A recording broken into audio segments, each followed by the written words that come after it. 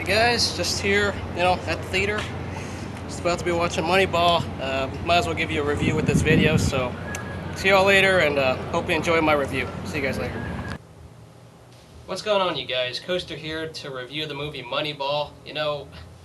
I don't usually talk about movies, of course, being those of you who watch my channel, but because this is the A's, and I've been a fan that lived through that era, got to witness games through that season and beyond, and even before. Been a fan since '96. I thought it's worth reviewing. Uh, Really, I thought it was well thought out and planned. You see Brad Pitt, of course, as Billy Bean. You see Jonah Hill as the assistant, who, the name, I think Peter Brand is fictional. The real guy actually has a completely different name. They had to change that for legal reasons, but still, it was very thought out. It was very interesting to see.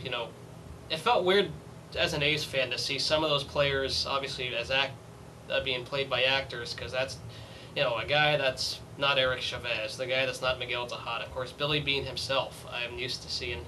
I don't usually see Brad Pitt look like him, of course, but that was interesting in itself for that part. But it talks really, about sabermetrics. If you're a non-baseball fan, the first 30 to 40 minutes of the movie might have been hard for you to understand. Trying to analyze how the A's were run in 2002, you lose three star players. Isringhausen was a great closer. Jason Giambi turns into Judas Giambi when he goes out to New York with that fat contract. And then, of course, Johnny Damon had a nice 1 year with us, but he takes the deal with Boston, Moneyball is not being cheap and just trying to win when you're cheap. It's about making the most of what you have and the budget you have. And as it explains clearly in the movie, you see, of course, the A's were on a low budget. We've been a pretty broke team, a very small market team. Of course, being on the East Bay, and no one thinks about Oakland with the Bay Area. But it was very cool to, it starts out, of course, a painful moment of 2001 where we win the first two games against the Yankees and lose the next three. Yeah, it was painful to have to live and reenact some of those scenes. They nicely mixed a blend of some of the actual scenes that happened throughout for the A's, and then they have a few cut-ins where they have the actor Art Howe and the actor Billy Bean. You'd see them kind of reacting to some of those moments, certain plays and home runs throughout the movie. There's a few dramatization scenes where they filmed themselves, but most of it was taped from the A's of that era. That was very interesting. Some of the other things in this movie, I thought Art Howe looked a little bit overweight, the guy who was playing him. Art Howe was not as fat as is portrayed in this movie, which was funny to me. Definitely didn't look like him. It talks about, how to replace the guys and find it with the low value. Some of those undervalued guys using on-base percentage as a big stat. It's almost as if the computer was a way to help the A's to win games that they did in 2002. Scott Hatterberg was the main guy talked about in the book, and they focused on him well in the movie. High on-base percentage. It wasn't about hitting for average. It wasn't about fielding. It was about the on-base percentage as a real fundamental for this game.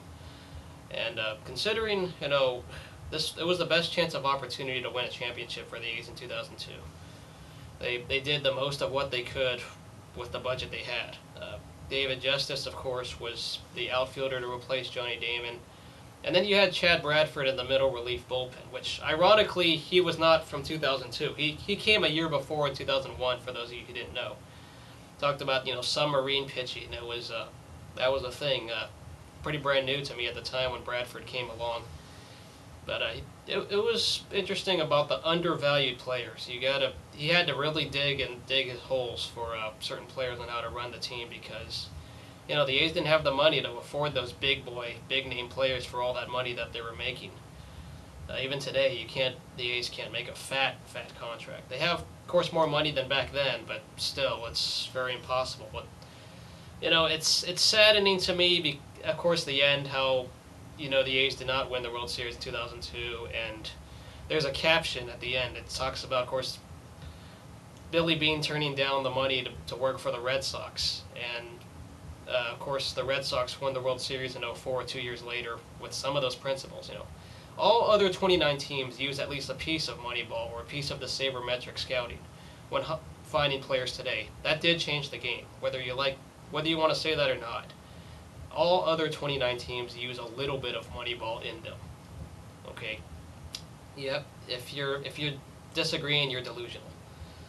Some of the things, with this movie, I thought it was still very well planned out, very, interesting still to see relive the 20-game win streak, relive some of that hot streak they had in the second half.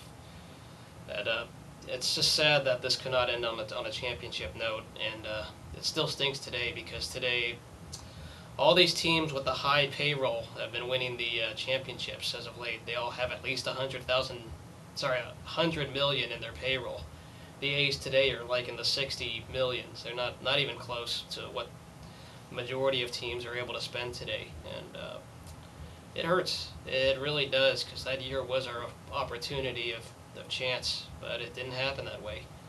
So I give the movie 4 out of 5 stars because it has its flaws and it has its scenes that were a little exaggerated, but I really liked how they really showed about Bean, and I think they included a little bit too much of his personal life in the movie, but it was interesting because they blended a part of him when he was a player. He was a top player at the time, and he was a bust.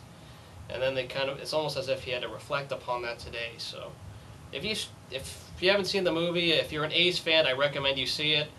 If you're a baseball fan, I recommend you see it. The first few minutes might be dull if you're a non-baseball fan, not understand it, but it was a very technical thing with baseball and how to run the team because you didn't have a budget compared to a lot of other teams did.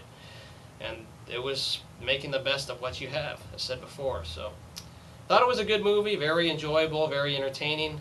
I'd like to know your thoughts on it as well. If you're an Oakland A's fan, I'm going to recap the A's season for 2011 in about a week as the season's coming to an end. I know it's been rough the last 5 years. That, it's hard because every team picked up the ideas that Bean had, and Bean today has had to change his plans. It's hard, and unfortunately, we have to do it with a low budget. So, let's go Oakland as always. I'm an A's fan for life, and I like to always love this A's. I've been an A's fan the longest out of all my teams. So, see you all later. Go A's, and let me know what you guys thought of the movie. See you guys later.